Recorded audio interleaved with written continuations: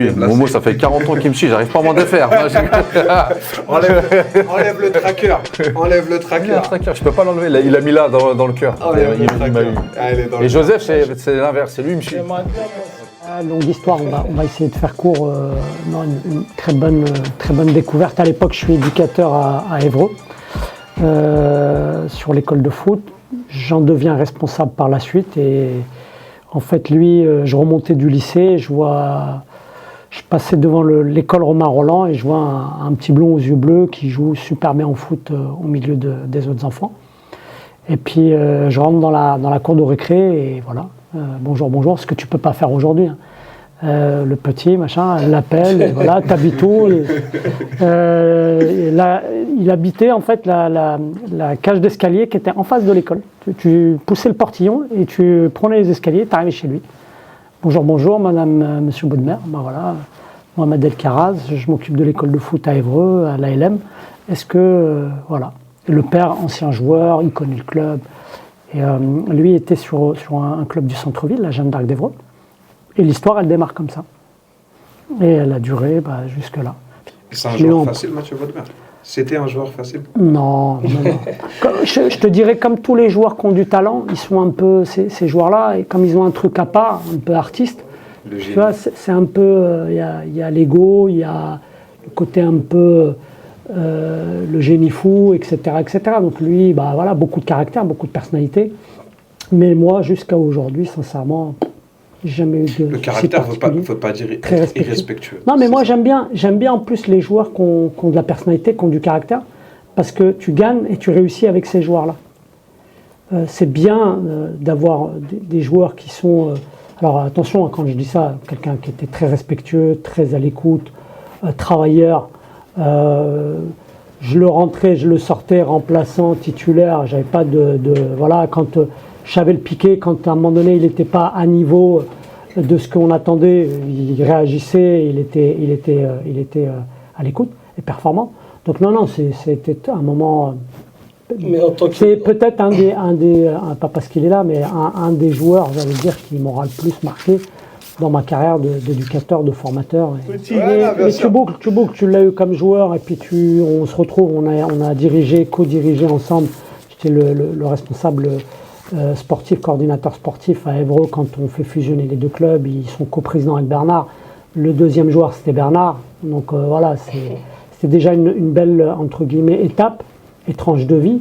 Là, le fait de boucler la boucle sur un club pro, le club pro de notre région, puisqu'on est au Normand au départ, Grande Normandie aujourd'hui, mais le premier club professionnel pour nous en tant qu'hébroïciens, c'est le HAC. Donc le fait de finir, entre guillemets, alors, tout n'est pas terminé, mais de finir juste une partie de l'histoire ici, à co-diriger le Havre Athletic Club, c'est génial. Et c'est quel genre d'homme aujourd'hui, Mathieu, pour finir? Il a grandi, il a mûri, père de famille, il a aussi les expériences de la vie qui l'ont aussi fait grandir et mûrir. Et comme je dis tout le temps, il grandit, il progresse. Il sait de quoi je parle. Non, c'est bien, c'est très très bien. C'est un très bon directeur sportif, vraiment. Et je pense tout à l'heure ce que vous disiez sur Didier, ou ce qu'il disait lui de Didier sur les qualités pour pouvoir demain faire une belle carrière. Je pense que Mathieu, il est prédestiné et destiné aussi à une très très belle carrière. Ce que je lui souhaite du fond du cœur, le PSG, voilà. Si il boucle la boucle lui aussi de ce côté-là en ayant été joueur. Ça va lui faire bizarre. Allez, le HAC, ce qui serait bien dans ce club-là, parce que ça n'a jamais été fait, c'est que le club n'a jamais été européen. Donc si on pouvait... tu vas nous faire rêver là, arrête. Attends, je reviens, je vais parler. Voilà, une fois que je vous ai dit ça... Bon, les gars, rendez-vous bientôt en Ligue des Champions, apparemment. Moi, j'étais pas au courant, Mathieu non plus, mais... Non, ça serait chouette. Pour les Havrais et pour... Ce qui permet à un humain de continuer à avancer, c'est de rêver. Donc on va tous rêver avec vous les gars, il n'y a pas de souci et au contraire on espère, on demande que ça. Merci à vous, continuez. Merci beaucoup. Bonjour à tous et merci de nous rejoindre pour ce numéro 3 de Face au Sport. Toujours en compagnie d'Abou. Abou, comment on va? Ça va et toi, Totof? Bah écoute, on est prêt. On a un invité. On a pas mal de choses à lui demander. Et pour le présenter, cet invité, je vais paraphraser un rappeur d'un collectif havrais qui nous disait que le sourire aux lèvres est rare comme le soleil au Havre. Alors je vous assure, il n'a pas ramené le soleil, mais il a ramené le sourire. Mathieu, comment on va? Ça va. Et toi? Et vous? Comment vous allez? Ça va, écoute. Écoute, impeccable. J'ai essayé le soleil, mais j'ai pas réussi. Ah, c'est compliqué. On est en Normandie, on n'y arrivera pas. Habitué. On n'y arrivera pas. Merci de nous rejoindre. Merci de nous partager un petit peu de ton temps. On sait que c'est pas toujours simple. L'actualité, elle est énorme. On va, si ça ne te dérange pas, évoquer un tant soit peu ta carrière de footballeur. Hein? Toi, Mathieu, tu es né le 22 novembre 82 à Évreux. Jusque-là, je dis pas de bêtises. Si je dis une bêtise, tu m'arrêtes. Hein. J'en fais pas mal. On en fait tous, t'inquiète pas. Donc, Évreux, 14 ans, tu pars en camp. Ouais. Centre de formation. Avec d'autres joueurs d'Évreux, si je ne me trompe pas. Bernard Mendy, notamment. Bernard Mendy, bien connu. Viano Mendes, Ahmed Tonjaoui, Marc Coplo, Romain Michalak. 6, moi j'avais compté. Ouais. Marc-Antoine Renard. Donc 7. Et après, t'en as d'autres qui sont arrivés un peu plus. 83 Michalak, c'est pour ça. Ok. Donc direction Caen. À 16 ans, on continue, on est toujours à Caen. Malgré une proposition du Paris Saint-Germain. C'est plus compliqué que ça. Quand je suis petit, et il y a quelqu'un qui est dans la salle aujourd'hui, sans trahir son nom, qui était là parce que c'était mon coach, c'est que le premier club qui vient me chercher, et qui vient à Évreux, qui fait l'effort de venir carrément à la Madeleine, c'est le PSG. Sauf qu'il n'y a pas de centre de préfaux, il n'y a même pas de centre de formation à l'époque. Je pense que ça, c'est les années 90, hein, ça ne rajeunit pas. Et en fait, ils expliquent à mon père, tout se passe bien, je me ramène le survêt, les chaussures Nike et tout ça. Et moi, je suis David Ginola, OEA, etc. Ils m'ont invité au camp des loges plusieurs fois, j'ai fait des détections. Tout s'est bien passé, ils veulent me faire signer. Sauf qu'ils expliquent à mon père que 3 fois la semaine, plus le week-end, il doit faire les déplacements, d'Évreux jusqu'à 78, mais que c'est pas pris en charge. Donc là, ça a été un choix très simple, c'est qu'on reste à Évreux. Et puis après, j'ai fait des détections dans plusieurs clubs, dont le HAC, avec M. Foissac à l'époque. Génération Bouba Dembélé, etc. Léo Mendy, qui est mon ami qui est arrivé ici. Mais j'ai fait Lens aussi. Et au final, je choisis Caen, plus vis-à-vis de ma mère, pour la scolarité. Et la ligne de train rapide à Évreux-Caen, en 1 heure, t'es à Évreux. C'était niveau accessibilité. Ouais. Et le fait que je sois avec Bernard, évidemment. Pour les études. À 17 ans, c'est là-bas que tu vas signer ton premier contrat pro. Exactement. Malgré, encore une fois, alors tu me dis si je me trompe et si les infos ne sont pas forcément bonnes, des grosses propositions, des grosses écuries qui viennent frapper à la porte, et notamment ce qu'on appelle aujourd'hui le meilleur club du monde, le Real Madrid. Encore une fois, il faut remettre les choses dans leur contexte. C'est pour ça que je te pose la question. Tout ça, c'est vrai. Je ne vais pas dire que ça ne m'intéressait pas, ça intéresse tous les joueurs. Mais c'était une période où tu sais, les contrats n'étaient pas protégés, donc tu pouvais partir de France, mais qu'à l'étranger. Il y a plein de joueurs de ma génération qui sont partis à l'Inter Milan, à Lecce, à la Juventus, etc. Très peu en Espagne, c'était souvent l'Italie, quelques-uns en Angleterre. Mais moi, c'était le projet sportif. Moi, je voulais être joueur pro, pas l'argent du joueur pro. Et je voulais à 17 ans, tu as déjà cette mentalité-là? À 5 ans, je l'avais déjà. Tu l'avais déjà? Ouais, à l'école, j'ai toujours rempli joueur de foot. C'était vraiment mon rêve ultime. Je n'avais pas d'autre alternative. Moi, j'ai jamais dit que je voulais faire un autre métier. Alors, je remplissais parce qu'on me disait le foot, c'était pas un métier, évidemment. Je m'étais prof de sport. Mais j'avais aucune envie de faire prof de sport, c'était juste faire le STAPS. Parce que je voulais faire du sport, en fait. Ouais, moi, j'adorais le foot et j'adore le basket. J'ai fait sport, j'ai fait le basket à Évreux aussi. Et puis, à un moment donné, j'étais bien meilleur au foot qu'au basket. Donc, j'ai continué mon cursus. Mais tous ces appels des autres clubs avec mes agents, parce que moi, c'était quasiment la première génération où on avait des agents, on avait même les contrats chaussures, toutes ces choses-là, c'était un petit peu différent. C'est la fin des années 90, hein, ça n'a plus rien à voir avec aujourd'hui. Mais le projet sportif de Malherbe, il était extraordinaire. À 16 ans, je jouais en réserve. À 17 ans, je jouais en Ligue 2. À 18 ans, j'étais capitaine de l'équipe. Et j'ai pu faire mes 90 matchs pro là-bas et être transféré une première fois. Premier transfert, justement, il se fait où le premier transfert? À Lille. À Lille. Ouais. Lille où c'est Claude Puel. Ouais, tout à fait. Claude Puel. Donc là, on est sur la saison 2003. 2003, ouais. Jusqu'en 2007. Exactement. Où tu vas gagner ton premier titre au haut niveau. Petit titre. Premier titre, quand même. Mais par contre, il n'existe plus. Ouais, il n'existe plus. Il n'y en a pas d'autres qui vont le gagner. C'est la Coupe Intertoto. Coupe Intertoto, c'est ça? ouais. Ouais. Donc juste après, génération quand même. Michel Bastos. Ouais, grosse équipe. Ouais. Yohan Cabaye. Ouais. C'est quand même pas mal. Hein. Debuchy, Odewimgi, Dante, Raphaël Schmitt, Matt Moussilou, Jean de Macoun. Et là-bas, tu vas découvrir une compétition qui fait encore rêver aujourd'hui, c'est la Ligue des Champions. La meilleure, ouais. C'est pour ça qu'on jouait, c'est pour ça qu'on avait envie de jouer, c'est pour ça que j'adore le foot. C'était la compétition, c'est du mardi, mercredi quand t'es petit, mais après quand on est au centre, on a le droit de regarder la télé jusqu'à 23h. Quand t'es en centre de formation, normalement à 22h, tu dois peine à la salle télé. Mais là, c'était l'époque, c'était TF1, Thierry Gilardi, les gros matchs. Milan AC, Juventus, Real, Barça, etc. etc. Et d'un coup, le premier match qu'on fait, c'est à Benfica, si je n'ai pas de bêtises de mémoire. Moi, j'étais toujours avec Matt Moussilou et Nico Plestan. Et en fait, quand on est au début, il y a Lim. Et nous, on voit certains de nos coéquipiers un peu peureux. Et en fait, nous, on est juste contents. On dit toi, ça, tu kiffes. On dit ça, on a réussi en fait. C'est un aboutissement. Ouais, c'était parmi tout ce que tu as envie de faire dans ta vie, c'était jouer à Champions League. Et puis on se retrouve à Benfica, quand même, le sacré stade, le nouveau stade. Venait d'être fait. Et en face, tu avais des gros joueurs, parce que c'est les mecs qui avaient gagné l'Euro avec la Grèce notamment. Tu avais Simao, Sabrosa, le Portugais, des joueurs comme ça. Grosse génération.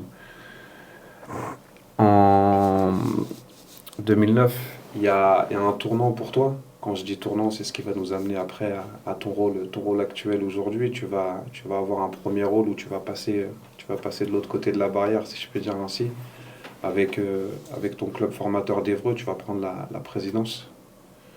Comment on en arrive à prendre la présidence d'un club et pourquoi on prend la présidence de son club, même si ça reste le club de ton quartier d'enfance? Comment on en arrive là? C'est ma ville, c'est mon quartier. J'ai un souci avec la ville d'Évreux, mais comme beaucoup d'Ébroïciens, c'est qu'on est amoureux de cette ville.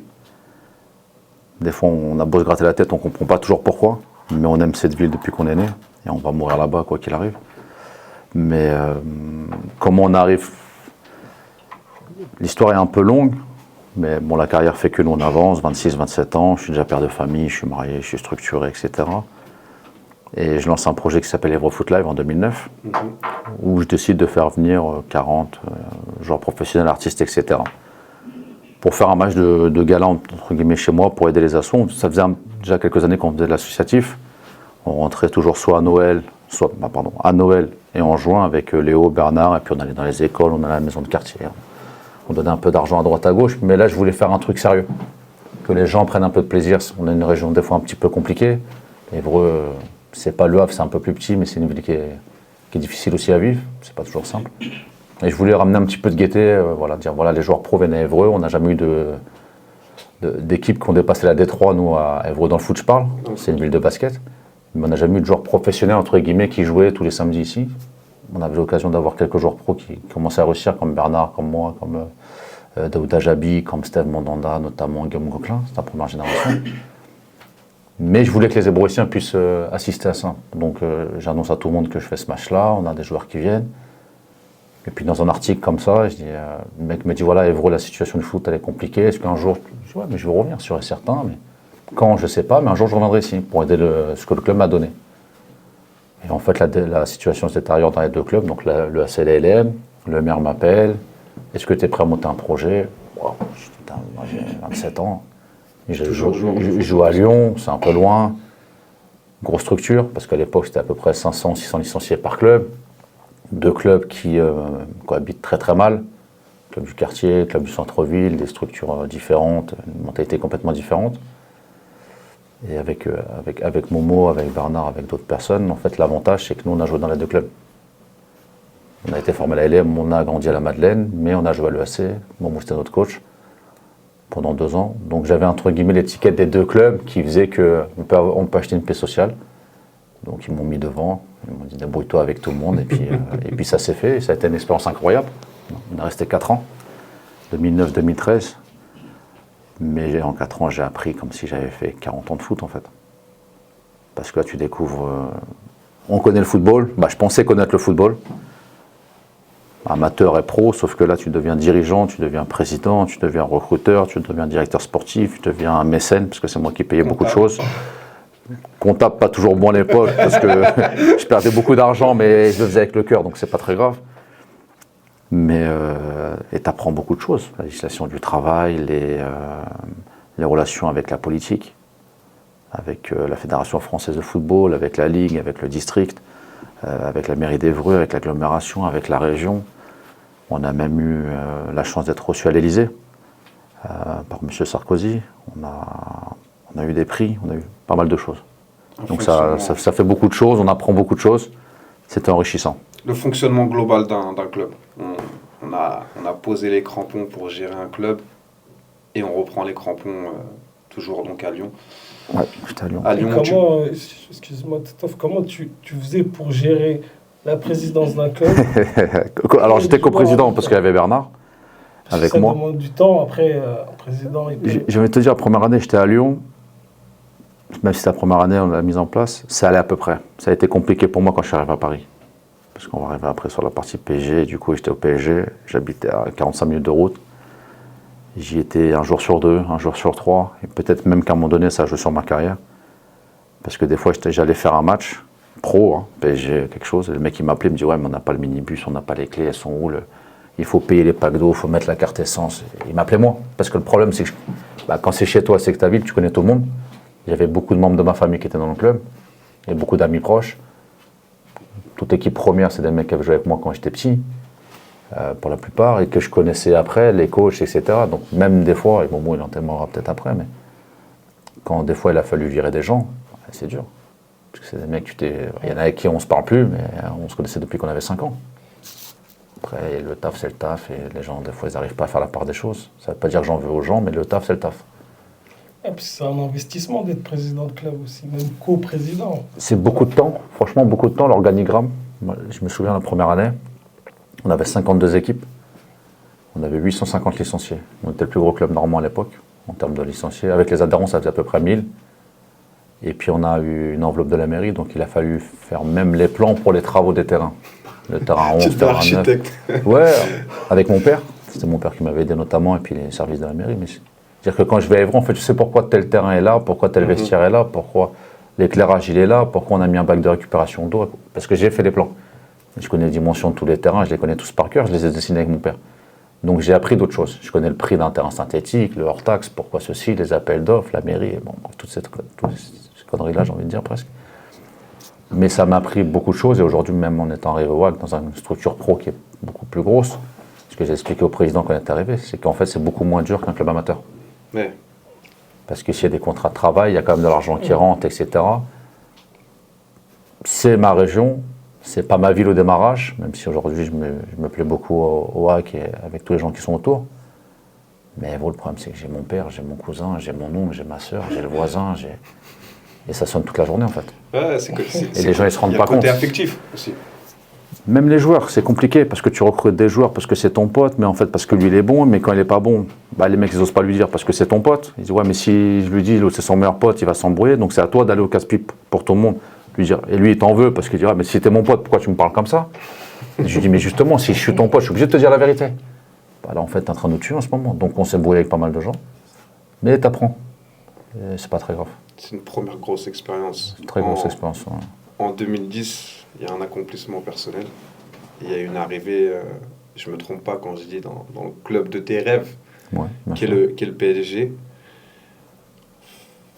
On parlait de Ligue des Champions et d'accomplissement tout à l'heure, là, est-ce que c'est encore un level au-dessus ou ça se passe comment? T'es comment quand toi, on vient te chercher, on te dit... Non, c'est le meilleur truc de ma vie, j'ai la vérité. Moi, la plus grande fierté, c'était d'être rentré devant ma famille et devant mes potes qui sont supporters du PSG avec le numéro 12. C'est Bonne Mère, 12, le signe du PSG. Le premier match, on fait un match de pré-saison contre l'AS Roma au parc. On faisait un espèce de tournoi. En fait, j'aurais pu arrêter ma carrière après le match. Ça y est, t'avais réussi. Non, j'ai joué au parc avec le maillot du PSG, avec mon nom dans le dos, et ça y est, fin du jeu. Le rêve de gamin, il est arrivé pour moi, c'était à réalité. Ça va être fou ce que je vais dire, hein, mais je préfère avoir joué au PSG qu'en équipe nationale. À ce point-là. Ouais, c'est... Parce que c'est mon truc depuis tout petit, parce que c'était une histoire ratée pendant presque 17-18 ans.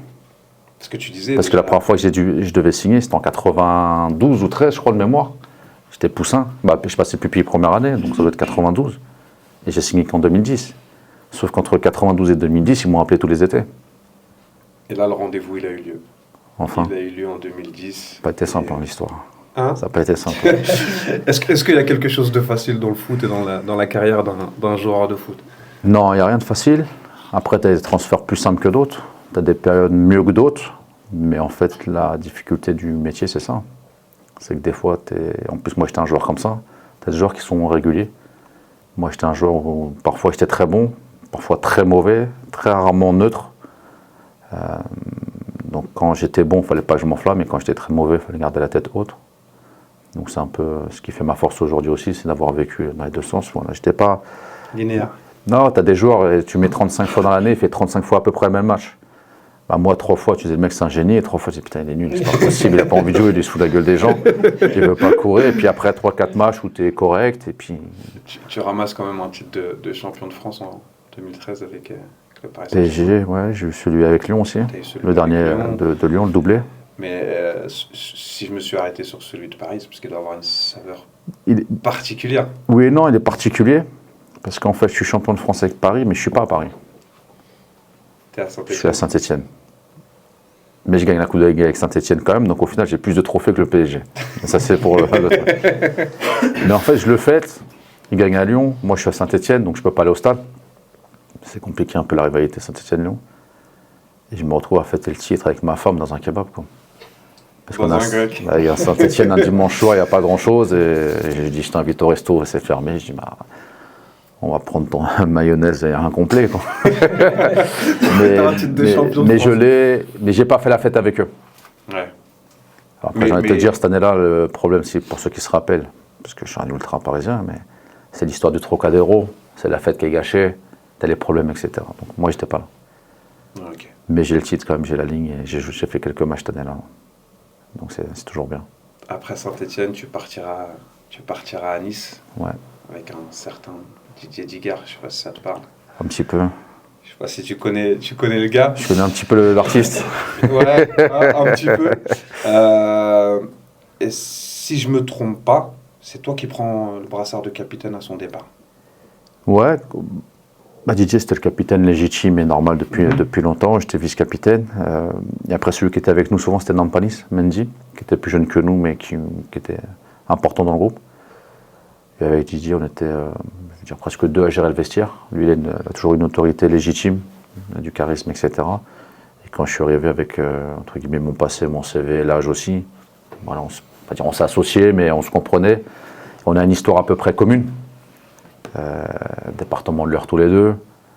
Moi, je vais à Caen, lui, il va au HAC. On a le même formateur, on a le même processus de carrière, parce que c'est Nasser Larguet qui nous fait jouer à 16 ans, capitaine en CFA, moi à Caen, lui au HAF. Alors lui derrière il va au PSG très tôt, etc. Père de famille très tôt, famille nombreuse tous les deux. Beaucoup de points communs. On était en chambre ensemble à Nice. Quand j'arrive, il m'accueille. Bien lui et Kevin Gomis, qui était là aussi, que je connaissais bien. Donc non, ça c'est, je le remercie. Très bien accueilli là-bas. Des bons souvenirs. Ouais. Tu passeras par Guingamp et tu finiras ta carrière à Amiens en 2020. Ouais. Donc ça c'est pour la partie terrain pur et après on va basculer sur la partie directeur sportif. Est-ce que déjà c'est comme ça qu'on nomme ton poste? Oui. Ouais. Ouais. Après il y a plein de clubs, c'est directeur du football, mais ici c'est directeur sportif. Ouais, c'est bien. Ouais. Ouais. Comment on passe de joueurs, comment on est appelé, comment on arrive à se retrouver à un moment donné au Havre. Non mais parce que c'est vrai. C'est une longue histoire aussi. Au Havre, personne n'a vu arriver cette histoire. Tu vois? Moi non plus. Mathieu Bodmer arrive. Est-ce que tu peux nous expliquer un petit peu comment ça se passe, qui te démarche et comment tu arrives au Havre? Bah moi j'arrive 2020, j'arrête le foot. Quand il y a la période Covid, je suis à Amiens et puis après ça descend, je suis un peu là arrêté. Je suis souvent blessé, 37 ans, 38 ans, et j'en ai marre, sincèrement, de jouer au foot. Et puis il faut laisser la place, etc. Derrière, il y a un changement de... Il y a les droits TV qui arrivent sur... comment ça s'appelle? Téléfoot, la chaîne. Téléfoot. Et donc quand c'est le Covid, j'ai encore une petite hésitation, et il y a quelqu'un qui m'appelle, qui s'appelle Marc Benoît, que je connaissais, qui était journaliste football, qui me dit, voilà, je fais partie de la nouvelle chaîne, On cherche de nouveaux consultants. Je dis ok, pas de souci. J'avais pas imaginé faire ça. Je dis à qui? Il me dit Douchès, Jallet, Perrin, tous ceux qui arrêtent leur carrière ou qui viennent d'arrêter. Benoît, Chérou, que mes potes. Je dis c'est où les studios? Ouais, c'est à Paris. Ok, moi aussi je vais rentrer sur Paris. Vas-y, je viens. Et en fait, c'est une expérience formidable parce qu'on est tous entre nous. Tu sais, quand tu arrêtes le foot, il y a toujours une petite mort où tout le monde galère, etc. Sauf que là, on se retrouve tous ensemble. Et en fait, on se voit toute la semaine quasiment, parce qu'il y avait beaucoup d'émissions. En plus, c'était une top chaîne. Sauf qu'au bout de 7 mois à peu près, la chaîne coule. Il y a un problème de droit TV. Même pas, on a arrêté le 8 février, pour la petite histoire, 8 février 2021, Marseille-Paris. Et la dernière question qui a été posée ce jour-là, c'est moi qui la pose, à Nasser Larguet, qui était coach de Marseille, pour juste boucler la boucle. Donc on s'arrête et le 9 février, entre guillemets, on n'a plus de travail. J'ai directeur de la chaîne qui était Jean-Michel Roussier, qui m'appelle, il me dit tu fais quoi? Et on n'habitait pas trop loin sur Paris l'un de l'autre et tout, ouais, passe me voir à la maison. Donc, écoute, j'étais démarché par telle personne, il souhaite racheter un club et tout, je te verrais bien dans un rôle de directeur sportif. Est-ce que ça te tente? Je dis moi, c'est ce que je veux faire. Depuis que je suis petit, depuis que le foot. T'avais déjà cette idée-là, toi? Ouais, même quand j'étais président à Évreux, j'étais président parce qu'il fallait mettre quelqu'un devant. Ouais, bien sûr. Mais en fait, j'aurais préféré être manager, directeur sportif, ce que tu veux. Gérer que le sportif. Tout le reste, ça m'intéresse pas en vrai. Putain, les réunions, les CA, les trucs, c'est... Je déconseille à personne. Tu veux du terrain? Ouais, c'est une galère. Moi, j'aime bien être sur le terrain, faire les papiers et tout, c'est un peu embêtant. Donc Jean-Michel me dit ça, m'explique un peu un projet avec peut-être des reprises de certains clubs, de constituer une équipe. Donc j'appelle Momo, Julien Momo, qui est toujours avec nous. Et on commence à travailler un peu sur la reprise de certains clubs en France. Donc, avec un coach aussi qu'on devait ramener, on travaille quelques mois. Sauf que ça ne se fait jamais. Entre-temps, moi je repars sur Amazon, qui rachète les droits. Je rentre sur RMC, la radio, avec Roten, etc. pour découvrir un autre exercice. Je suis assez curieux. Et je voulais faire un peu de radio pour redébattre. Pour structurer un peu mieux. Je pensais que ça me servirait même en négociation d'être bon en 1 contre 1 ou 1 contre 2 sur une radio avec... dans l'échange. Dans l'échange. Dans l'argumentaire. Ouais, et puis tu sais, à l'émission de Jérôme Montaigne, il y a Jean-Michel Larquet par exemple, ou Éric Deméco, qui sont des gens qui sont là depuis longtemps, journalistes, qui sont très très forts en débat. Sur de l'argumentaire, franchement, ils sont bons. Donc j'ai appris beaucoup avec eux, et c'était intéressant. Donc quelques mois, et puis on rentre jamais dans le club. Et puis un jour, il y a une opportunité via Momo et Vincent Volpe de discuter avec le HAC. Donc on discute et puis le projet plaît à Vincent qui était propriétaire. Et à un moment donné, nous donne les clés du camion. Voilà, tout simplement. On vous dit... Et ça arrive en juin 2022. Et pour dire que rien n'était préparé, ça faisait quelques mois que j'étais sur mon jubilé. Parce qu'avec le Covid, je n'avais pas pu faire. Et je fais mon jubilé le 18 juin. Et on rentre ici le 20 juin. Et je pense que Vincent Volpe, jusqu'à aujourd'hui, il a dit l'autre, il est complètement fou. Parce que je lui parlais plus de mon jubilé que du club. Mais en fait, j'ai trop de joueurs, trop de trucs, et c'est la fin. Donc je veux faire un truc carré. Donc d'abord, je me concentre là, et il me dit, ouais, mais quand même, il y a le mercato. D'abord, on fait le jubilé, après on verra. Pourquoi pas carrière de coach, tu vois? Non, jamais. Vu que tu étais passionné par terrain. Non, coach, j'aime pas. Non, coach, j'aime pas. En fait, j'ai un problème, c'est de rester en place. J'ai besoin d'autonomie, j'ai besoin de liberté. Moi, j'ai envie d'aller à la cave le matin, j'ai envie l'après-midi d'aller voir les pros à Socons, ou d'aller à Paris voir un match de U14, ou d'aller à Lille voir un autre match. Coach, tu as une routine qui est pire que celle de joueur, je trouve. Et celle de joueur, j'en pouvais plus. Tu voulais une certaine liberté. Ouais, tu fais. Alors déjà, même quand j'étais joueur, j'avais une liberté, je vais pas te mentir. J'étais pas le mec le plus sérieux de l'histoire, donc j'avais comme une liberté que je m'octroyais souvent. Mais en fait, ton planning de semaine, tu le connais. Moi, ce que j'aime toutes les semaines, c'est de regarder les matchs. Et souvent, les matchs de nos clubs, de notre club, pardon, les équipes de jeunes. Tiens, mercredi, il y a un match là, samedi là, dimanche là, tu fais ton planning. Ben, je vais à Lille, après je vais au Mans, je vais à Évreux, je vais à Paris, je reste au Havre. Mais il n'y a pas une semaine qui est la même. Tu veux pas qu'il y ait de la redondance? Non, je veux surtout pas. Surtout pas. Okay. Et c'est pour ça que coach, non, je trouve que c'est compliqué. Donc une première expérience, tu investis ton poste. Moi, je vais pas te mentir, je pense à bout, je sais pas si tu es d'accord avec moi. Ce que je te disais tout à l'heure, on le voit pas arriver. On se dit Mathieu Bodmer, Momo El Karaz, Mormon. Si on connaît un petit peu le football, je vais utiliser une expression, mais ça pue le foot. On se dit, ça fait plus de 10 ans qu'on est en Ligue 2, on galère, milieu de tableau, on a parfois même frôlé la zone de relégation. Il y a quelque chose qui, tu vois, il y a un engouement.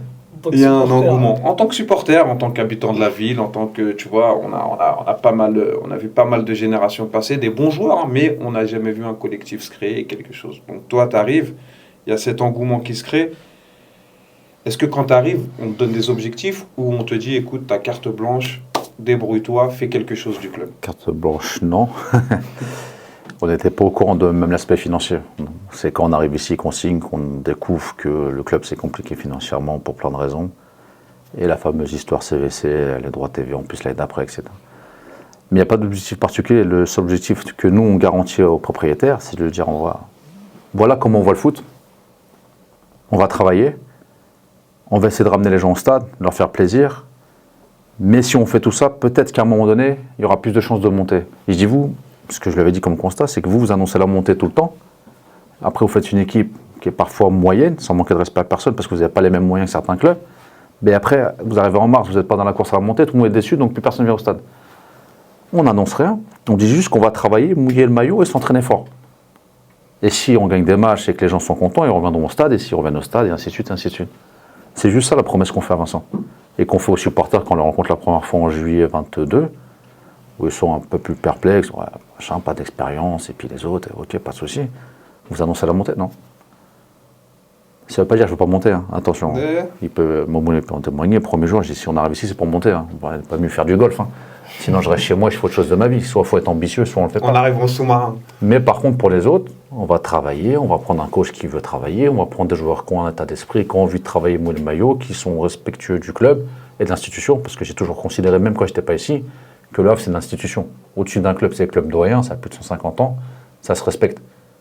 Donc il faut trouver des joueurs qui vont être capables de respecter tout ça et de comprendre l'histoire de ce club aussi.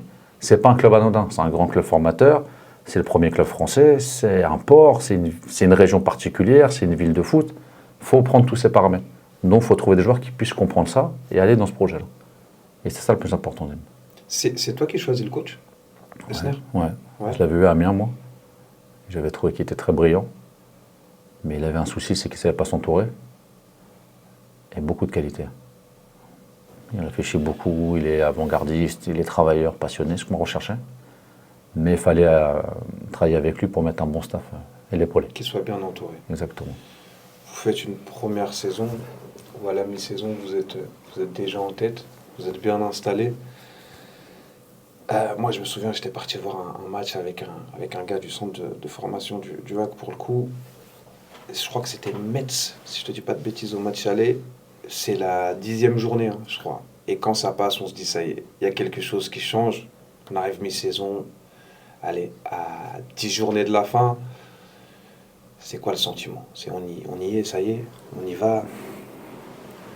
Vous aviez quasiment pas encore perdu, je crois. Perdu un match de début de saison. Non, mais ouais, en fait, on commence mal la saison. On fait match nul contre Grenoble, on perd Valenciennes et on fait nul contre Pau en dernière minute. Et après, on va à Saint-Etienne. Et là, ça se passe plutôt bien, parce qu'on gagne 6-0. C'est le fameux match où il y a 3 cartons rouges, etc. Et on fait Saint-Etienne et on fait Laval-Caen dans la même semaine. Donc on fait 9 points alors qu'on n'était pas bien. Mais Momo, il pourra vous dire, moi je pense qu'on va monter ce soir un match de prépa face à Dijon, à Clairefontaine. On a quasiment tout perdu, on gagne que Curé, mais on perd tout. On a perdu 4-1 à Amiens, on perd 3-0 contre 3, et là on perd contre Dijon. Sauf qu'on fait un match de fou. Moi on marque pas le but, eux ils marquent sur un coup franc. Et on prépa d'avant-saison? Ouais, prépa d'avant-saison. Et là je rentre dans le vestiaire et je dis félicitations au staff. Il me regarde, il dit pourquoi? Je dis pour la montée. T'es pas sérieux. Et là les mecs ils me regardent, ils me disent mais... Pour ceux qui voient pas, il y a Momo et le Carrasque. Et là ils me regardent, ils me disent mais t'es au courant qu'on a perdu, on n'a pas gagné un match. Je dis non mais en fait si on joue comme ça toute l'année, on monte sûr et certain. Moi je pense, je suis convaincu, mais en fait j'essaie de les convaincre que c'est possible. Et ici ça a été ça le plus difficile.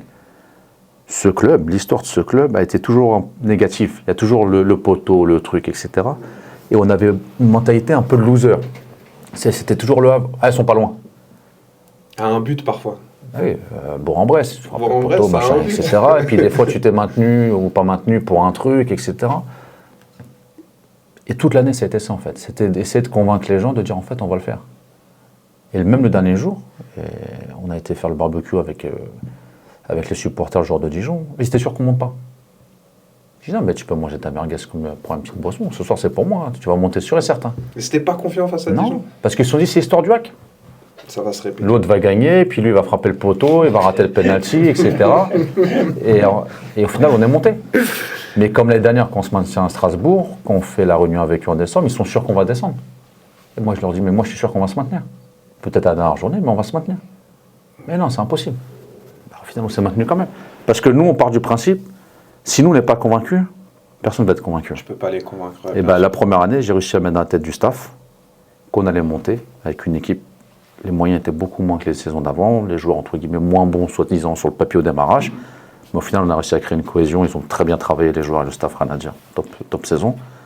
Un peu de réussite aussi, parce qu'il y a des matchs où parfois, peut-être que le poteau, il était pour nous et pas pour les autres. Une frappe d'El Hadjam à Bordeaux. À Bordeaux, ouais, notamment. Moi, j'ai le souvenir à Nîmes, on mène 1-0 et le mec, il met un coup franc à la dernière minute sur le poteau. Pagis. S'il fait un partout, peut-être que c'est pas pareil. Le but de Grand Cyr à Bastia, quand tu fais un partout, le mec, il est censé ne pas jouer parce qu'il a le genou qui est mort, il va se faire opérer, qu'il joue parce qu'il aime le club et il nous aime bien. Il rentre que 15 minutes et puis il marque. Mais en fait, ce point-là fait que tu arrives quand même dans une bonne disposition face à Dijon.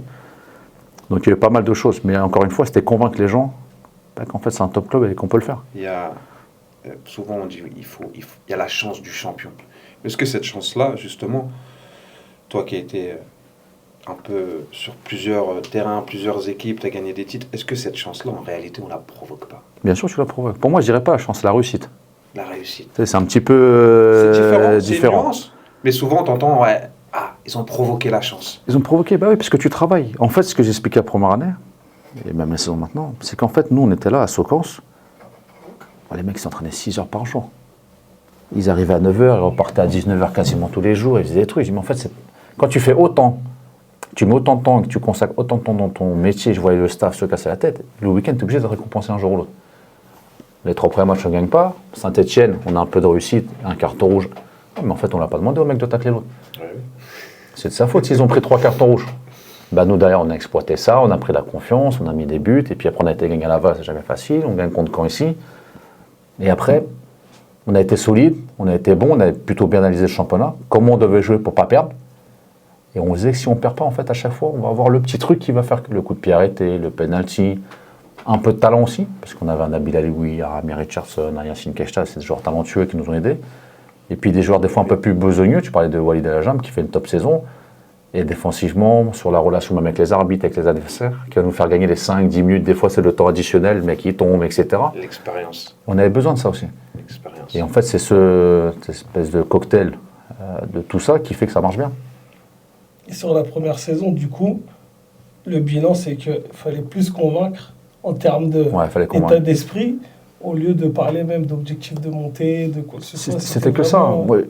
Et Momo, encore une fois, il confirmera. Mais même là, déjà Vincent Volpe, premier qu'il a fallu convaincre. Après, les gens dans les bureaux, qui nous regardent d'un œil un peu, ouais, mais ils sont jeunes, ils arrivent, ok. Les supporters, parce que la première réunion avec les supporters, c'est un peu tendu. Je crois que c'est les plus durs. Et puis après, les autres membres du club, même le centre. Parce que tu arrives, tu changes même si on n'a pas tout changé. En fait, nous, voilà, on veut que l'équipe, on aimerait qu'elle joue comme ça. Il faut faire comme ci. Et puis c'est ce gamin-là qui va jouer. Et puis on va ramener ce joueur-là parce que ça va faire ci. Des fois, les mecs qui te regardent, qu'est-ce que tu me racontes? Mais c'est que tu es au courant que ça fait 2 ans qu'il ne joue pas. Quand on va chercher Gauthier Loris, tout le monde nous dit, mais il a fait 4 matchs, le mec, l'année dernière. Mais il y a un contexte. Je le connais depuis qu'il a 13 ans. Il était avec nous à Nice. Je le connais par cœur. On lui offre une chance. Lucas Esner est à l'école avec son frère. Il y a un contexte qui fait que notre prépa physique Thomas Joubert, c'était le mec qui l'avait mis en forme à Auxerre 2 ans avant quand il fait ses 30 matchs. Ah non, c'est sur lui qu'il faut mettre. Au final, aujourd'hui, je pense qu'il n'y a personne qui regrette l'arrivée de Gauthier Loris il y a 3 ans. Pas moi en tout cas. Clairement, les gars. Mais chaque joueur a son histoire. Après, il y en a pour qui ça se passe très bien, d'autres moyennement, d'autres un peu moins bien, et puis ils sont repartis. Mais en fait, chacun aidait le club à un moment donné. Juste par sa présence d'entraînement, parce que ce qui est difficile, c'est que des fois, nous, on va juger, tout le monde va juger que le match. Mais en fait, les mecs, des fois, à l'entraînement, ils sont importants. Tous les jours, le mec, s'il arrive avec le sourire, qu'il a envie de travailler, qu'il va faire que l'autre, il doit être meilleur, lui, s'il marque des buts, c'est peut-être parce que son concurrent, toute la semaine, il le fait travailler, en fait. Ou que le gardien, tu sais, quand tu es deuxième, troisième gardien, c'est un poste de merde, il faut dire la vérité. Le pauvre, il ne fait pas un match de l'année. Tous les jours, il faut qu'il aille prendre des frappes par les attaquants. Si le mec, le week-end, arrive à marquer des buts, c'est peut-être que le gardien, en face, toute la semaine, il l'a provoqué. Et ça se voit pas. Tu ne peux pas le quantifier. Nous, il faut l'expliquer aux gens. C'est pas toujours simple. Ouais, mais lui, il est venu, il a fait 3 matchs. Ouais, mais en fait, ce mec-là, il a été aussi important que le mec qui en a fait 30. Pour ces raisons-là. Parce que tous les matins, peut-être que le mec qui a fait 30 matchs, qui a été performant, il avait besoin de parler avec lui. Parce qu'il lui donnait la confiance. Ouais, t'inquiète pas. Il avait son rôle à jouer. Il avait son rôle. Tout le monde a son rôle. Tout le monde a joué 1%, 50%. Ce que tu veux, tout le monde a joué son rôle dans ce qui s'est passé. En tout cas, la première saison, elle est réussite. 20 victoires, 15 matchs nuls, 3 défaites, un titre de champion. Et il nous manque un truc cette année-là. Qu'est-ce qui vous manque? On perd Annecy. Si on perd pas Annecy, on devient le club avec la plus longue série. Là, tu marques l'histoire du foot. C'est vrai. Parce que elle était meilleure défense européenne pendant longtemps aussi. Ouais, on prend 19 buts, mais à la trêve, on a 5 buts encaissés. Tu vois, deuxième partie de saison, défensivement, elle est un peu moins bonne. Mais surtout cette série, tu vois, parce que Annecy, il y a une action à la fin du match, ça doit faire but. On serait monté certainement, même si on a fait match nul. Mais au moins, la série, elle aurait été plus longue. Et là, tu mettais le hack quelque part. Parce que l'histoire de ce club, on est monté, c'est bien, mais il a déjà été champion de France de Ligue 2. Toi, tu voulais l'inscrire dans l'histoire. Moi, quand je vivais quelque part, c'est pour faire mieux que ceux qui étaient là avant. En tout cas, essayer et tout mettre en œuvre pour déjà pas faire pire, parce que ça, c'est pas bon. Faire au minimum mieux, mais au minimum aussi bien, pardon. Si tu peux faire mieux, en fait, c'est ça qu'on va retenir à la fin. Dire, voilà, ils ont fait quelque chose de différent. Si c'est pour être champion de Ligue 2 7, 8 fois, c'est-à-dire que tu es redescendu. Là, il y a une montée. Parce que si je dis un premier gros travail pour toi qui va s'installer, à l'heure où tout le monde va partir en vacances, c'est un peu plus tôt pour les joueurs de foot, mais on arrive fin du mois de mai, même si j'imagine que tu avais déjà bossé avant. Juin, juillet, août, c'est comment pour un Mathieu Bodmer qui monte pour la première fois en Ligue 1 et qui doit, avec pas grand-chose, pour pas dire rien. On avait quelque chose à l'époque. Mais il n'y avait pas grand-chose. Il n'y avait pas grand-chose, mais on avait quelque chose. Il y avait un petit peu de quelque chose. Comment on fait on s'organise comment? On sollicite qui? On ouvre le carnet d'adresses? Comment ça se passe? Ouais, on avait déjà discuté avec beaucoup de gens. Après, je vais associer Momo et Julien, puisqu'on est vraiment tous les trois sur cette partie-là. Et Lucas, à l'époque. C'était Lucas le coach, qui nous ont aidés. Parce qu'après, on met un process de recrutement, des visios avec les joueurs pour essayer de les convaincre. Et le coach, il est à part entière avec nous. Il faut qu'il soit bon, le coach. Et franchement, que ce soit Lucas, que ce soit Didier, ils sont très très bons pour convaincre des joueurs. Voilà, dire. Ils parlent plusieurs langues, ils sont déterminés, passionnés, ça touche beaucoup les joueurs. La première année, on a encore un peu de moyens. On fait Rassoul, on fait Issa Soumaré, on arrive à faire Emmanuel Sabi aussi, qui est reparti entre-temps. Où vous montrez, j'ai envie de dire, toute la classe d'un club, d'un fonctionnement. Pour ceux qui ne connaissent pas l'histoire, Sochaux, c'était très très très compliqué économiquement. Ouais, ils devaient descendre. Ils sont descendus. Ils sont descendus. Voilà. Tu as Rassoul qui a une valeur marchande, qui part, vous auriez presque pu l'avoir gratuitement. Ouais. Et quand même, vous versez, ce qui est tout à votre honneur, une indemnité à... Encore une fois, ça n'a pas toujours été simple, parce qu'il faut convaincre ton propriétaire, etc., que oui, effectivement, on va payer pour un joueur qui, dans une semaine, si le jugement, malheureusement, pour Sochaux passe, tout le monde est libre. Mais j'aimerais pas qu'on nous le fasse. C'est trop facile, entre guillemets, d'arriver et de dire, attends, on va attendre qu'il meure, et une fois qu'il meurt, on va ramasser tout le monde. Et au final, tu vois comme quoi la vie elle est bien faite, c'est que quand on le fait pas pour Rassoul au démarrage. On le fait pour Sochaux aussi, parce qu'on s'entend bien avec les personnes et que c'est un bon club, etc. On arrive à avoir Rassoul. Rassoul, ça se passe pas super bien au début, c'est un peu compliqué. Mais aujourd'hui, ça se passe très bien. Et quand on lui propose la prolongation de contrat il y a quelques semaines, il dit en fait, les mecs, moi je vous en dois une, vous avez sauvé mon club. Vous m'avez aidé moi, vous avez aidé mon club, donc je vais aider le hack, un partout entre guillemets. Ça c'est la classe. Alors peut-être que nous on a la classe, mais moi son geste à lui, je trouve que c'est la grande classe, donc il faut le souligner. Et à l'époque, on ne l'a pas fait pour Rassoul Rossing, c'est pas ça que je veux dire. Non, bien sûr, bien sûr. Mais c'est que comme on l'a fait, il a dit, vous vous comportez bien, moi aussi je vais le faire. Donc si on peut aider les gens à se comporter des fois un petit peu mieux, on ne va pas s'en priver. Ça a été une facilité pour qu'ils puissent signer. C'est des valeurs surtout. C'est le plus important. Retenir, tu vois. On ne parle pas beaucoup de ça, mais dans le football, on a très peu maintenant. Il y a des gens bien, je dis la vérité, pas tous, ça c'est vrai. Mais déjà le monde en général, je pense qu'il est un peu à la dérive. Alors, il faudrait qu'on prenne plusieurs heures. C'est un problème sociétal en réalité, c'est pas qu'au foot, parce que c'est vrai que non, c'est tout le monde. Mais le foot, c'est la loupe. C'est voyant, exactement. Parce que tout le monde aime le foot quasiment. Il y a l'argent du foot, ça fait rêver tous les gamins. Et donc, tu es dans un truc. Mais c'est pas que le foot, c'est la société qui est comme ça. Mais à la fin, on reste que des hommes. C'est ça le plus important. On se retrouve dans ce milieu avec des valeurs fortes comme ça. Je sais pas si... Tu vois, déjà, nous, au niveau amateur, quand tu as des valeurs, tu le ressens déjà. Je pense qu'on est tous normands. On a un défaut qui est une qualité. C'est que je suis le mec le plus têtu de l'histoire, quasiment. Têtu comme un normand. Il y a Joseph Mendes, il est... Mais on est têtu. Donc je suis convaincu qu'en fait, on peut faire changer les choses. Moi, je peux débattre avec toi 5 heures, je ne serai jamais d'accord avec toi. Mais je suis convaincu qu'un jour, tu vas m'écouter. Donc je me dis que si on fait du bien, à un moment donné, il y a peut-être un mec qui va l'entendre, qui va le dire à l'autre, qui va le dire à l'autre, et ainsi de suite.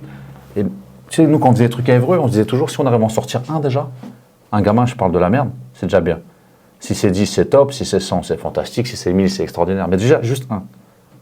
On a réussi à en sortir un peu plus que un. Tant qu'on en attrape un, ouais. Mais eux, qu'est-ce qu'ils ont fait derrière? Mais ils refont le même modèle, à leur échelle. Mais chacun fait, le mec, il a sa société, l'autre, il est dans le foot, pas dans le foot, etc. C'est pas grave, on essaie de faire des mecs bien. Et le respect, c'est le plus important pour moi. Être respectueux, toujours, les anciens, machin, etc. C'est un truc qu'on peut pas négocier. Non, ça et la parole. Si je te dis je suis là, c'est que je suis là. Si je suis pas là, c'est que je suis mort. Voilà, c'est aussi simple que ça. Si je te dis 18h que j'arrive pas, c'est qu'il y a eu un problème et c'est que je suis plus là. Mais ça, c'est des trucs, je suis à cheval. Mais je suis têtu comme un Normand, c'est des principes, c'est comme ça, je veux rien savoir. Il n'y a pas autre chose. Donc moi, si je te dis que le garçon, il doit signer pour X raison, je suis prêt à me disputer avec le président, avec mon propriétaire, avec le président de la République. Si on a tous été d'accord et qu'on a tous donné notre parole à cette famille-là, le petit va signer quoi qu'il arrive. T'es inconvaincu. Ouais, je suis convaincu de tout ça. Parce que en fait, c'est ma façon de faire. Et moi, je suis convaincu que quand tu te comportes bien, après, on ne fait pas tout bien, attention, on fait des conneries, il n'y a pas de problème. Mais que quand tu dis des choses, tu t'y tiens, à la fin, tu es récompensé. Et je suis convaincu que tout ce qui se passe ici, mais ce qui se passe en général dans ma vie depuis que je suis né, et les gens qui sont avec moi, si on n'a pas trop de soucis dans la vie, on a tous des galères, etc. Et machin et tout. On a été épargnés souvent. Et ça tourne toujours dans le bon sens pour nous. En fait, c'est parce que tu te comportes bien. Le grand patron en haut, qu'est-ce qu'il fait? Il nous aide. Exactement. C'est le plus important. T'es un bon gars. Vous finissez la première saison. Le maintien, c'était l'objectif. On sent mal, mais pas facile. Vous finissez 15e avec 32 points. Pour toi, ça recommence. Encore une fois, à l'heure où certains vont partir en vacances et chercher les billets d'avion, toi, c'est là où tu vas devoir bosser d'autant plus. Le départ de Lucas Esner, c'était attendu, c'était prévisible, c'était discuté, ou c'est complètement soudain, et là tu te dis, merde, qu'est-ce qu'il veut dire? Regarde mon mot. Mon mot, pourquoi tu te caches? Il y a le off, il y a le on, on parle français, on parle chinois, on parle... Je savais qu'il partirait. La vérité, elle est là. Je savais, il y a un truc qui se fait dans la vie, et des fois les gens, j'ai beau leur expliquer, ils ne veulent pas comprendre. Je suis né dans le foot. On connaît beaucoup de monde. C'est pas parce que je parle pas beaucoup que les gens ils me parlent pas. Elle est là le truc. Moi je répète pas ce qu'on me dit. Mais par contre j'entends tout ce qu'on me dit. Mais tu sais. Je suis au courant. Donc je savais pas mal de choses. Le seul point où je suis pas d'accord avec Lucas, après il fait son choix de carrière, j'ai pas de problème avec ça. Le foot c'est un business, tu décides d'aller à droite plutôt. J'aurais aimé qu'il me le dise avant. Je lui ai tendu la perche, il me l'a jamais dit. Tu l'as appris. Non, je le savais déjà. Mais je lui ai tendu la perche pour qu'il me le dise. Et puis ça a mis du temps, jusqu'au jour où il est venu nous le dire. Mais tu l'as quand même appris, parce que si tu l'as appris, c'est qu'il se passait déjà des choses en amont. Oui, bien avant en plus. C'est... Des semaines bien avant. Bien avant. Ouais. Ouais. Et tu vas le chercher à Amiens, mine de rien. Il a fait son boulot 1 an. Non, après comme je dis, excuse-moi, je te coupe. Je dois rien, me dois rien. On l'a pris pour une mission, il a plus que rempli. J'allais dire, moi, c'est une déception. Je ne serais même pas rentré dans... Non, même pas. Je te dirais peut-être une déception humaine entre lui et moi. Exactement. D'homme à homme, là, je te parle. Je parle pas de taf. Parce que dans le taf, le mec, nous, on l'a pris. Il nous a fait monter. Avec tout le monde, hein. Le staff, ses coéquipiers, les autres joueurs et tout. Et on s'est maintenu. C'était ça la mission. Il a rempli sa mission. Bravo, merci pour tout. Encore une fois, je te dis juste que j'aurais aimé qu'il me le dise avant. Que ça se passe différemment. Voilà. Et surtout, je l'avais toujours dit, mais comme je dis à tout le monde, je préfère vendre un entraîneur que de le virer. Parce que si je te vends, c'est qu'on a tous bien travaillé. Si je te vire, c'est qu'au moins un de nous deux, voire les deux, on a merdé. Là, en l'occurrence, on l'a vendu à Reims. Donc c'est que l'histoire, elle aurait pu être top de A jusqu'à Z. Ouais. Il y a eu un peu de friture sur Et à la fin, il y a eu le... Mais il n'y a pas mort d'homme, c'est pas très grave. C'est toujours sur question de valeur encore. T'as aimé que... Après, c'est ma vision à moi. Mais oui, mais ça s'entend. Mais peut-être que je me trompe. Hein. Peut-être que c'est moi qui... Lui, peut-être demain, tu vas l'interviewer, il va te dire, moi, en fait, c'est dans mon bon droit et je l'ai prévenu quand il fallait le prévenir. Peut-être. Hein. Moi, c'est pas comme ça que j'aurais fait. C'est ma vision à moi. Je lui ai dit. Après, il fait sa vie, je fais la mienne. Mais comme je lui dis, il me doit rien, je lui dois rien. On l'a pris pour un taf. Il l'a fait, voire même très bien fait. Tant mieux pour lui, tant mieux pour nous.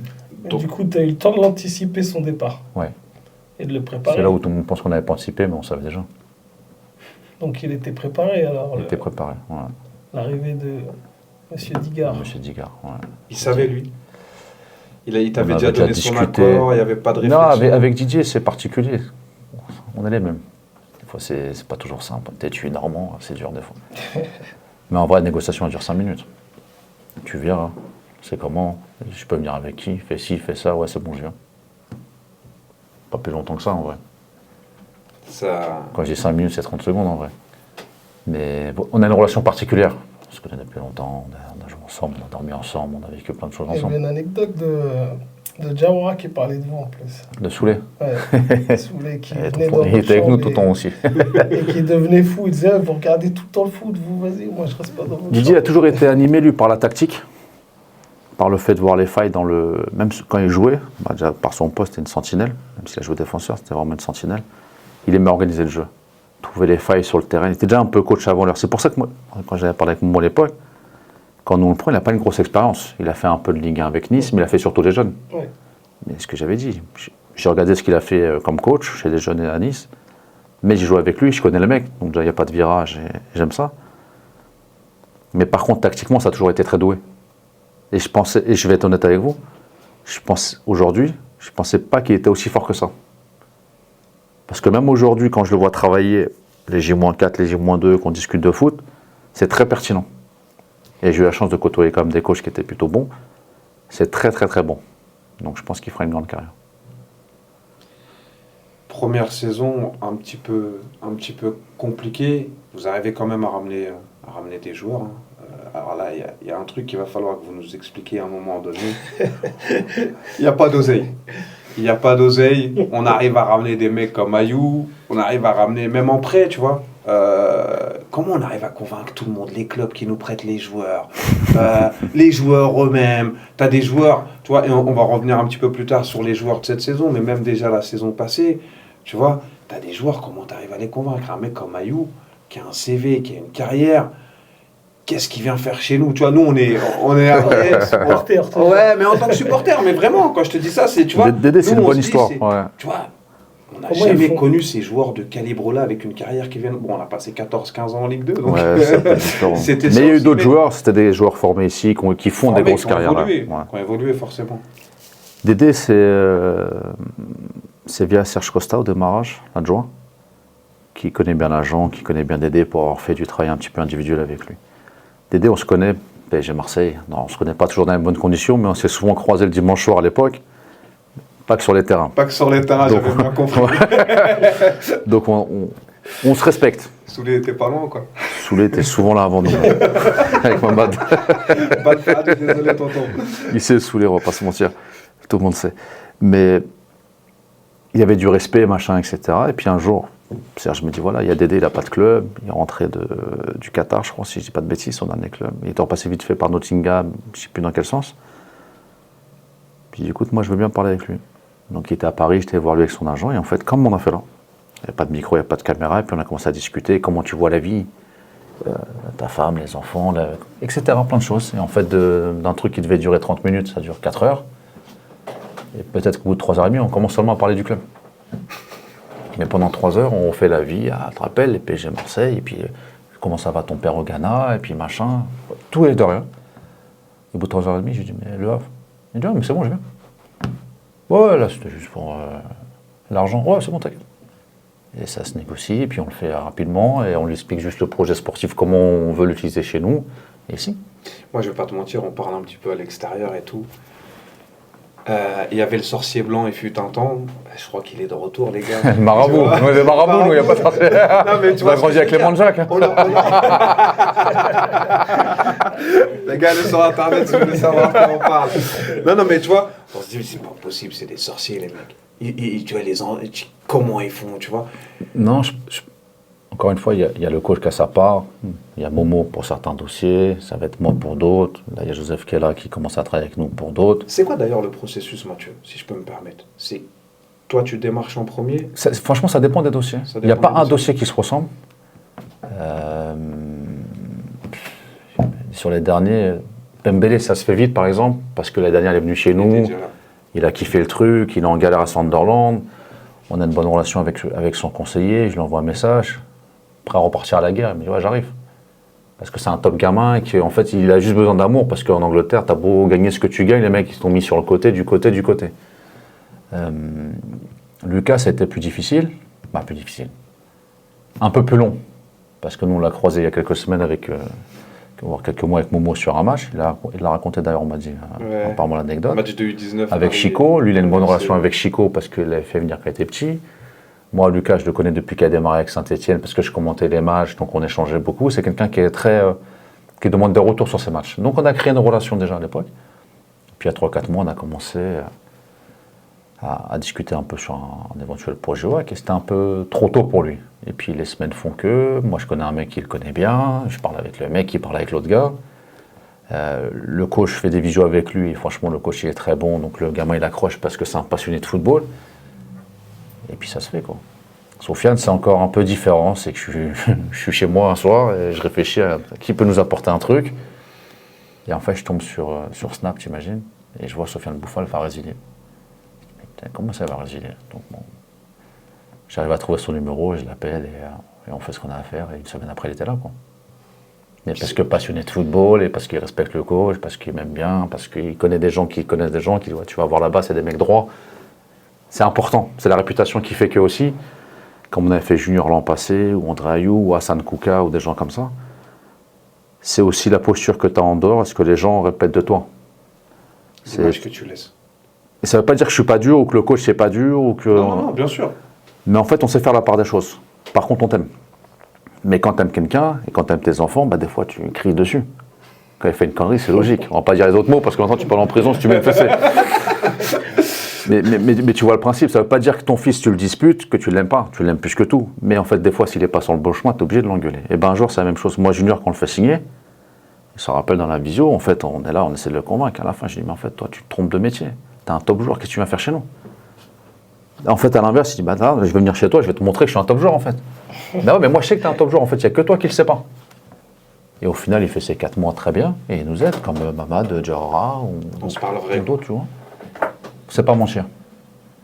On se dit la vérité tout Parce que sinon on n'avance pas. Moi je préfère que tu me dises, et on a fait des visios où franchement, j'en ai une en mémoire, où le mec au bout de 2 minutes, bah, tu sens qu'il n'a pas envie de venir là. Je dis, bah, on va pas se prendre la tête. Tu sais quoi, fais ta vie, je fais la nôtre. En fait c'est l'intermédiaire, bah, l'agent qui avait essayé, parce que sur un autre dossier c'était un peu compliqué, de nous dire, ah, je vais vous ramener le joueur. Non, mais en fait il veut pas être là. T'as pas envie. Ça, tu sais, tu le sens. Ouais, tu le vois direct. Quand le mec il s'assoit et te regarde, il est comme ça, machin.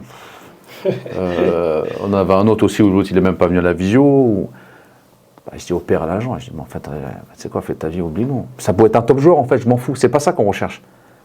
Oui, on aimerait avoir tous des top joueurs, mais en fait, il faut des joueurs qui ont envie d'être ici. Avec la mentalité. Ils ont envie de se taper pour club. Sofiane Bouffal, au bout de 10 minutes, il est heureux d'être ici, il prend l'équipe avec son truc et tout le monde connaît le joueur.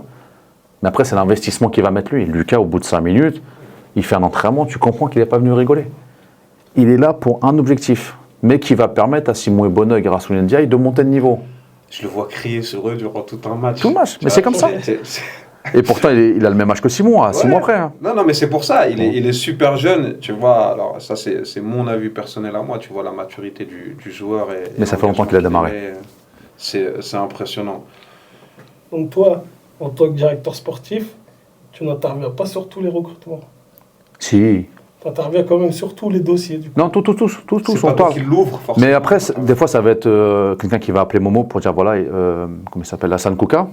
C'est passé par Momo dans un premier temps. Après, on a discuté avec le joueur pour le convaincre, que ce soit moi, que ce soit le coach. On est dans tous les trucs. Mais en fait, des fois, ça va être Momo qui est plus proche de la personne, ou du conseiller, ou du joueur, que moi.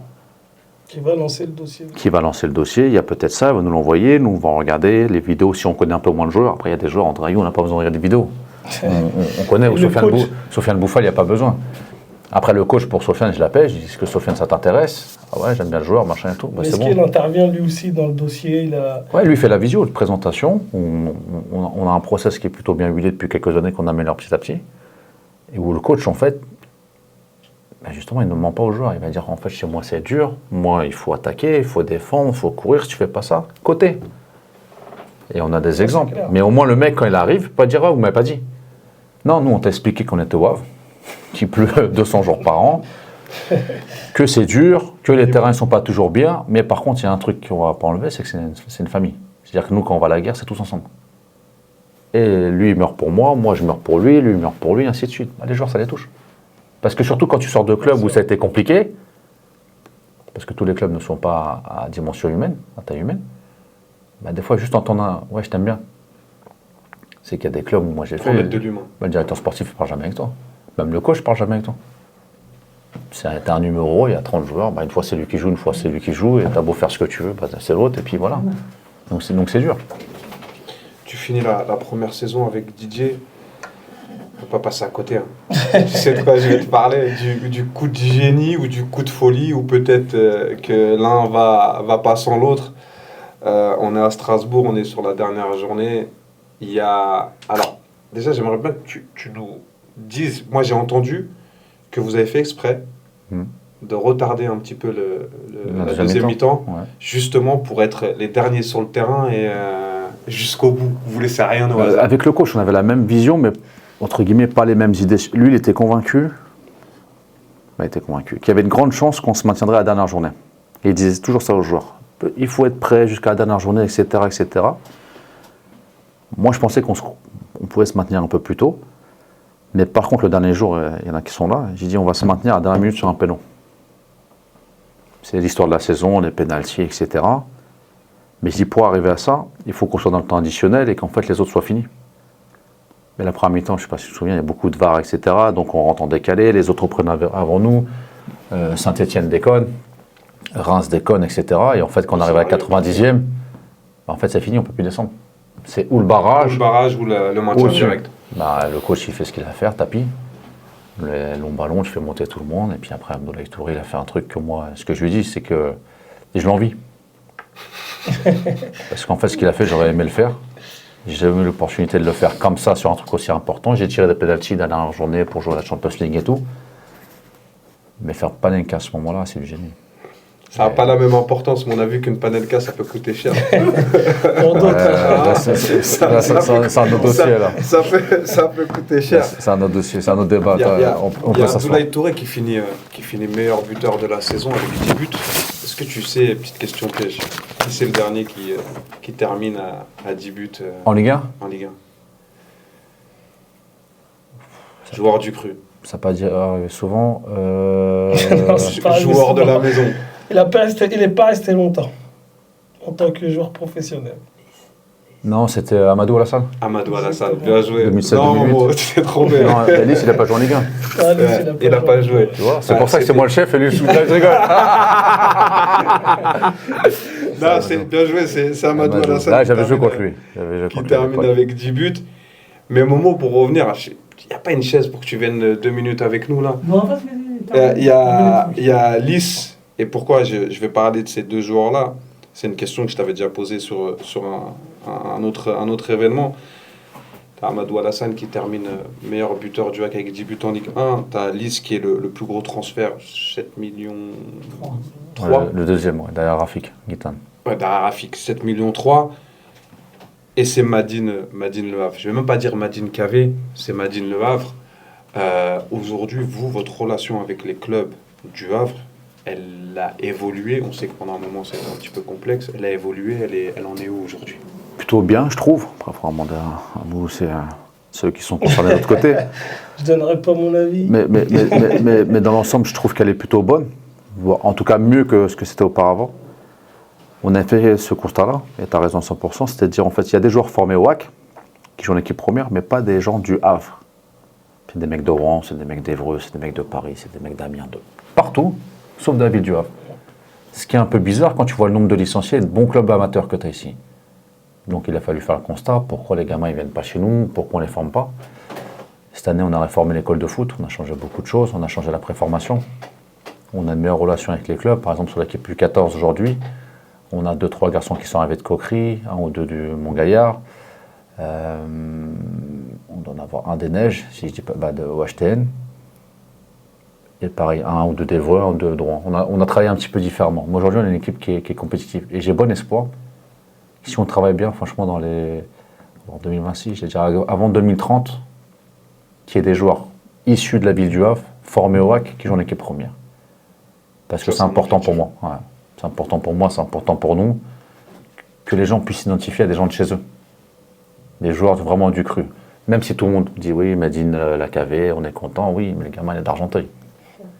Il est arrivé il y a un an ou deux, etc. C'est pour ça que souvent les habitants de la ville, ils font la nuance, ils font la différence. Et ils ont raison. Ils ont raison 100%. Ça reste, mine de rien, tu vois, une fierté pour eux qu'il y a des gars de la KV qui finissent parce qu'ils les ont vus, parce qu'ils se déplacent, ils les voient depuis 4-5 ans. Complètement. Donc ça, mais ça n'a pas la même saveur. Mais c'est pas ton voisin. C'est le petit frère à ton pote. Tu vois. Bien sûr. Mais ça, on en est conscient. Il y a eu beaucoup de manques de la part de tout le monde, des clubs amateurs, du HAC, des formateurs, de tout le monde. On n'a pas tout gommé, mais on essaie d'avancer. Et franchement, on a plutôt de bonnes relations. Les clubs amateurs, ce qu'on avait dit, nous, en fait, c'est que c'est pas de la faute des clubs amateurs. Ils ont leur partie, ok, pas de souci. Mais eux, ils travaillent bien. Tous les clubs avancent ici. Coquery a bien avancé, Mont-Gaillard avance plutôt bien. Gonfreville a toujours été là, Frileuse a toujours formé ses joueurs, les Cipo font leur truc, l'OHTN c'est mieux qu'avant, etc. Mais est-ce que le HAC, à un moment donné, a tendu la main ou a été voir les autres? Parce que c'est pas parce que tu es le HAC, tu es Ligue 1 qu'en fait tout le monde doit venir chez toi. Bien sûr. Encore une fois, c'est une question de respect. Tu viens chez moi, je vais chez toi, comment on s'entend, le petit, il serait pas mieux chez moi celui-là? Est-ce que chez toi il va progresser? Et l'année dernière, ou il y a 2 ans, c'était il y a 2 ans quand ils sont arrivés cette année les petits, ça faisait 2 ans qu'on les suivait. En fait, l'année dernière, en U13, les mecs se sont dit mais non, mais en fait, c'est mieux qu'ils restent à Coquery. Les éducateurs sont mieux là-bas, les infrastructures sont mieux pour l'instant, ils travaillent mieux, ils ont une meilleure équipe que la nôtre. Donc je les comprends en fait, les petits. Par contre, le jour où on sera meilleur, il faut qu'ils viennent chez nous. Et d'après, on a fait une équipe, ils ont dit récupérez-les. Mais les gamins jouent chez nous et ils sont effectivement très bons. C'est en bonne intelligence. T'es obligé. Non, aujourd'hui, ça va mieux. Moi, je suis concerné, je suis dans le truc, ça va mieux. Après, la délicatesse qu'il y a eu, c'est que ça a pris beaucoup de temps. Bien sûr. Et puis, il y a le pôle espoir maintenant qui s'est mis en place aussi. Ils essaient, ils tentent leur chance. Et qui viennent récupérer aussi les joueurs très rapidement, dès leurs 12-13 ans. Et puis ça aussi, c'est quelque chose qui vous aide pas. À Lisieux. Donc, l'autre côté. Dans l'autre Normandie. Tu vois, c'est... D'un côté, ça va mieux. Non, mais c'est... Après, il y a ça à prendre en compte. Tu vois, aujourd'hui, les joueurs, ils sont tellement suivis par leurs parents. Tu vois, quand tu leur parles pas l'espoir, si le HAC, ils ne sont pas déjà venus taper à la porte, si vous venez 2 ans après, ça y est, le petit, il est déjà parti. Non, tu as raison. Il y a des discussions à avoir. Après, je suis quand même optimiste et je trouve que depuis quelques mois, chez nous, je parle là, je parle que du bac, ça travaille mieux chez les jeunes, vraiment. Les formateurs, les éducateurs, les équipes. Parce qu'en fait, le problème qu'on avait, c'est que le responsable recrutement jeune, il va essayer de convaincre un gamin de venir de Coquery, de Mont-Gaillard, ce que tu veux. Mais la semaine d'avant, tu as perdu 4 ou 5-1 contre Mont-Gaillard. Le mec, il dit attends, je vais rester avec mes copains. Et peut-être que je vais attendre d'avoir Rennes. Moi, non. Là, cette année, chez les petits, on ne gagne pas encore tous les matchs. Encore une fois, la victoire, ce n'est pas la finalité. Moi, c'est le jeu qui est important. Mais si tu joues bien et qu'en plus tu gagnes et que les mecs en face, ils voient ton fond de jeu, ils ont envie de venir. Sur U14, U15, aujourd'hui, je ne vais pas dire qu'on ne démarche pas. Mais c'est eux qui nous appellent. Parce qu'on a 2 équipes qui tournent bien, ça joue au foot et ça gagne beaucoup de matchs. Donc ils disent, c'est peut-être mieux d'être du côté du HAC que de l'autre maintenant. Mais chez les jeunes, il y a encore un travail à faire. Et le truc, moi, qui me déplaisait à l'époque, quand on arrivait, tu te rappelles, tu peux pas aller dans un club et prendre 5-6 gamins. En fait, tu le travail des éducateurs et d'un club. Parce qu'en plus, maintenant, avec le suivi des générations, t'en prends une, t'en tues 3. Ça, on a été club amateur. Alors ça, c'est peut-être mon défaut d'avoir été de l'autre côté. Mais moi, je pense que c'est une qualité. C'est-à-dire tu peux pas me voler. Tu dois me respecter, même si je suis club amateur. J'ai 600 licenciés comme toi. J'ai une histoire. J'ai un club qui n'a pas 150 ans, mais peut-être qu'il a 120 ans. J'ai fait de la D3. Ok, on peut raconter l'histoire que tu veux. Mais quand même, j'étais licencié, moi. Tu me prends le meilleur. Tu me prends le meilleur. C'est même pas... Maintenant, on est arrivé. Et là, on est content avec Momo.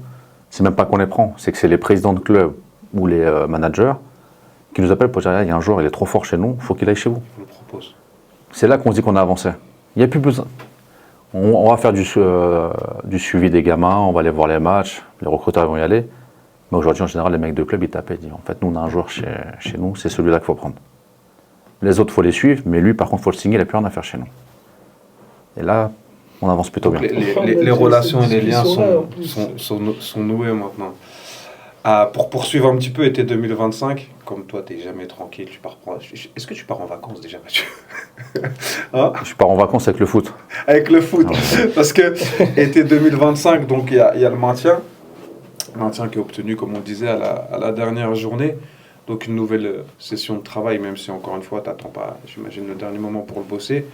Et là, tu as un événement et un élément encore à prendre en compte, c'est la vente du club et l'arrivée de Blue Crow. Pas s'attarder forcément trop longtemps dessus, mais si tu veux, pour nous, Blue Crow, c'était synonyme, ça y est les gars. Alors c'est peut-être le Paris Saint-Germain justement qui a tout déréglé, le Qatar, tout ça, on s'est dit ça y est, on est riche les gars. On va chercher qui est disponible cet été, combien, 50, 60, on va chercher. Et on se rend compte au final de ce que l'on entend, de ce que j'ai pu lire, de ce que j'ai pu voir, que c'est une récession encore plus... on est au pain sec et à l'eau, quoi. C'est pas simple. C'est pas simple, pas facile d'en parler non plus, en étant honnête. Mais pas simple. Multipropriété, c'est jamais facile. Surtout, et je le redis, et je l'avais dit l'année dernière et je le redis, qu'on a un club à part. Peut-être du multipropriété avec des clubs nouveaux, entre guillemets. Par exemple, la multipropriété de Strasbourg-Chelsea, elle marche bien, mais elle me dérange un peu. Pourquoi? Parce que Strasbourg a une grande histoire. Oui, bien sûr.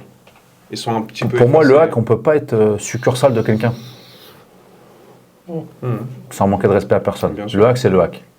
Peut-être que le HAC peut avoir un club satellite. Un club de national, un club de D3 belge, je te dis n'importe quoi, un club en Afrique, ok, pas de souci.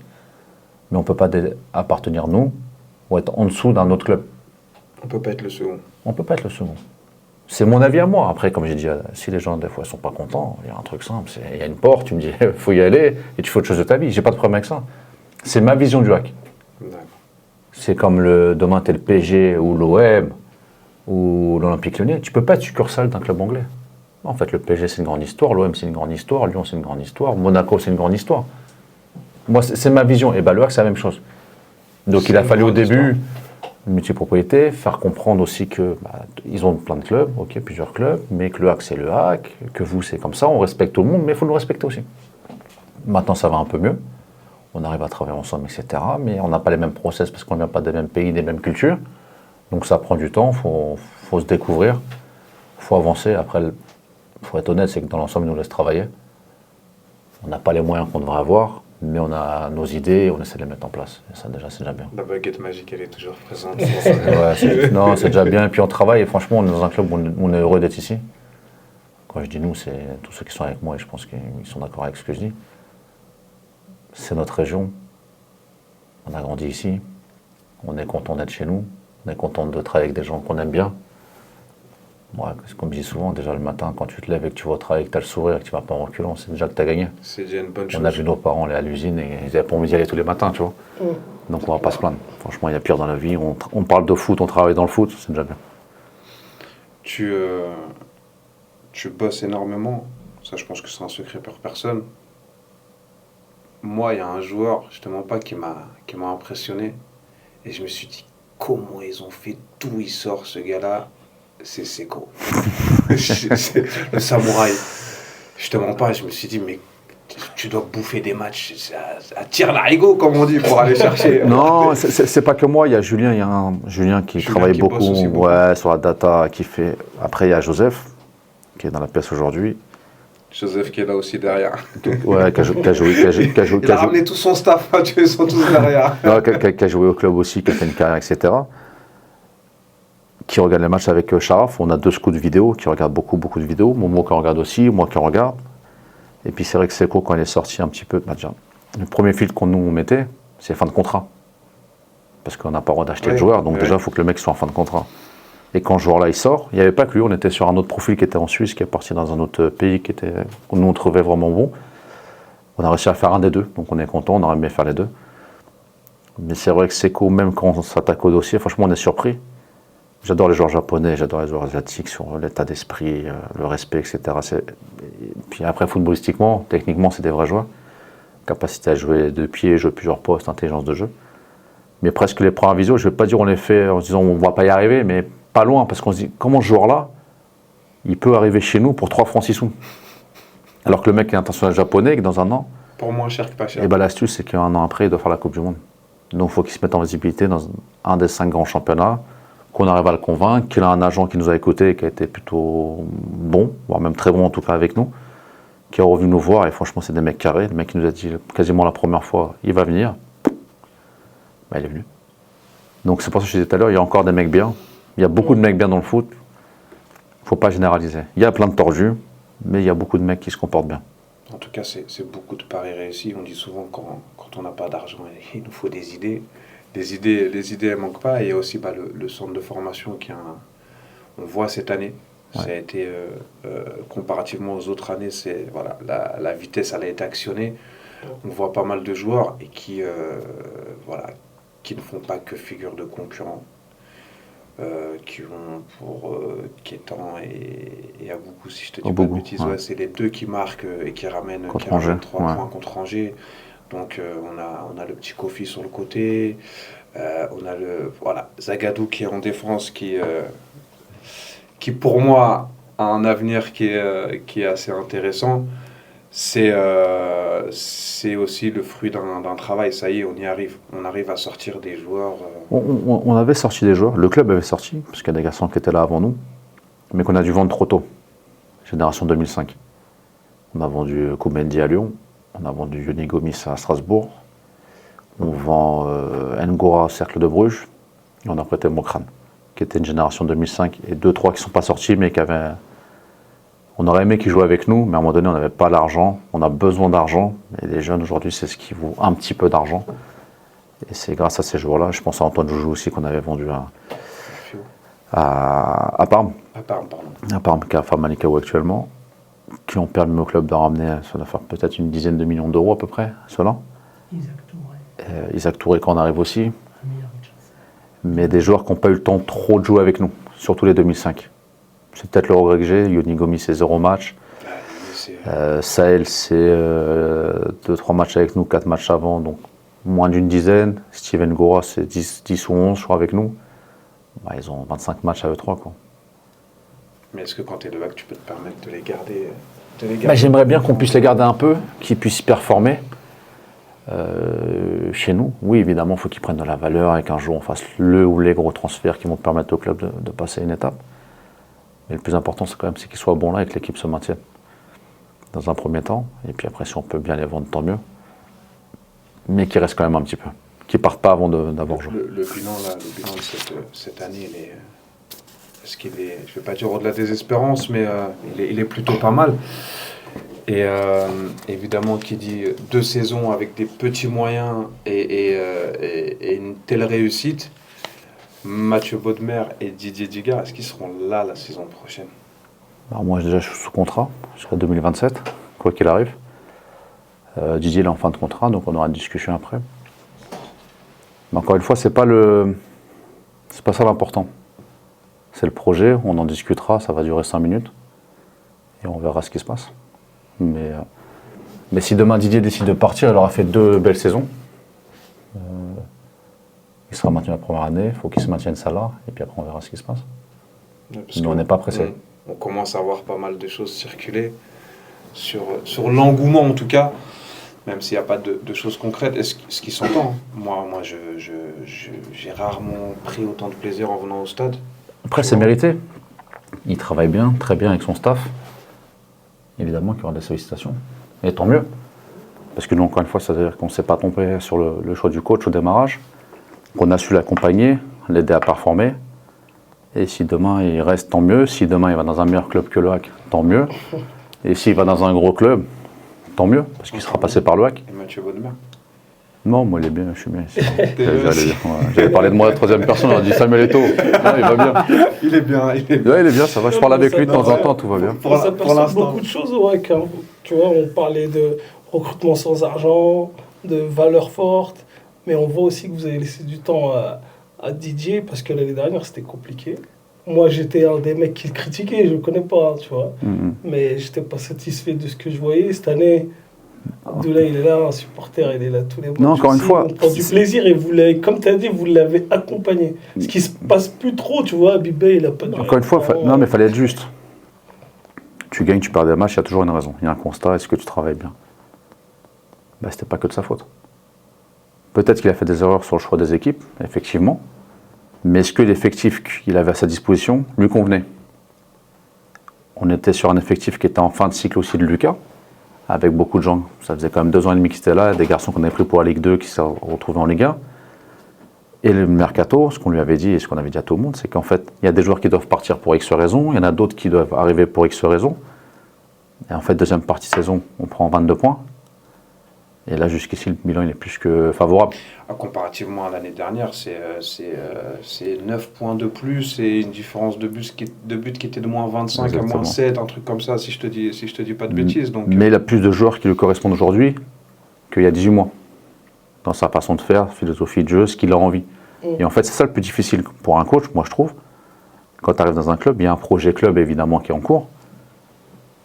Mais tu as des joueurs qui sont toujours là, qui étaient avec 1, 2 ou 3 coachs parfois avant, ce qui se passe aujourd'hui dans certains clubs français sans les citer. Tu peux ramener n'importe quel coach. En fait, c'est des joueurs qui ont été pris pour jouer avec un coach. On va dire, ouais, lui, il faut qu'il joue dans une défense à 3. Ok, mais le nouveau coach, il veut jouer à 4. Si toi, tu dis pas de nom, moi, je vais t'en citer un.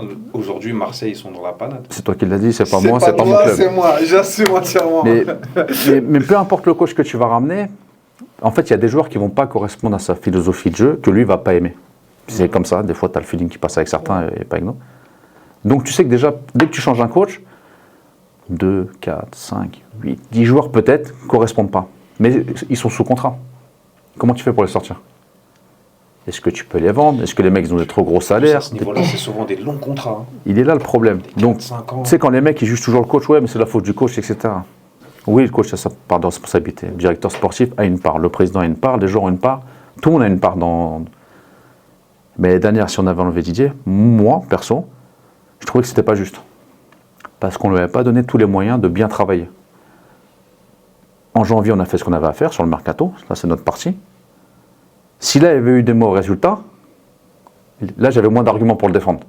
Parce qu'on avait amené les joueurs qui correspondaient à ce que lui voulait faire. Donc là, si on n'avait pas gagné le match, là on serait assis, on aurait discuté différemment. Mais pour une partie de saison, quand tu fais le bilan et que tu regardes les matchs, tu te dis, en fait c'est logique, lui il veut que les joueurs fassent ça, mais en fait les joueurs ne sont pas capables de le faire.